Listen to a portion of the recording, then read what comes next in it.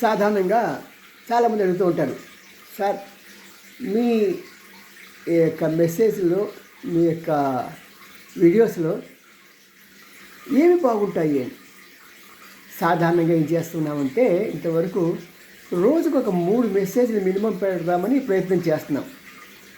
నా వయసు రీత్యా కానీ, ఆరోగ్య రీత్యా కానీ, కొన్ని ఆర్థిక ఇబ్బందుల వలన కానీ నేను కొన్ని సమయాల్లో పెట్టలేకపోతున్నాను. బట్ ఏదేమైనా సరే మీకు దేశభక్తి మీద, స్ట్రైట్ ఫార్వర్డ్ మీద, ఇంటర్నేషనల్ రాజకీయాల మీద స్ట్రైట్ అవే సమాధానాలు కావాలంటే ఈ 3 మెసేజ్లలో ఏది బాగా మీకు సూట్ అవుతుందో తెలియాలంటే 3 చూసేంత సమయం లేదండి అన్నాను అనుకోండి, నేను మీకు సలహా చెప్తా కదా. అన్నిటికన్నా తక్కువ మంది వ్యూయర్స్ ఉన్న మెసేజ్ ఏది ఉంటే దాన్ని చూడండి.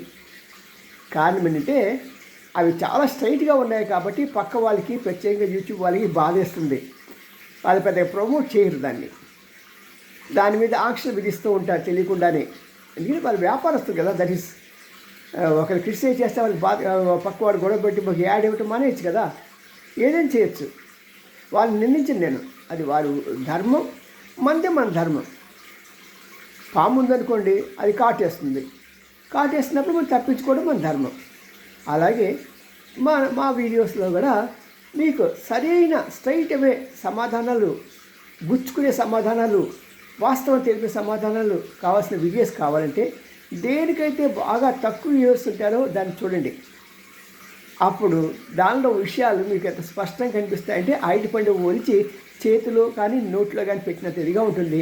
ఆ భావాలు హృదయపూర్వకంగా వచ్చింది. చిన్నప్పటి నుంచి దేశభక్తితో నిండిన వ్యక్తిని, దేశానికి ఇది కావాలి అని కోరుకునే వ్యక్తిని, దేశం కోసం ఏదైనా చేద్దామనుకునే వ్యక్తిని. కాబట్టి నేను అలాంటివి కనీసం 3 ఒక్కటికైనా సరే తప్పకుండా చేస్తూ ఉంటాను. See you. భారత్ మాతాకి జై.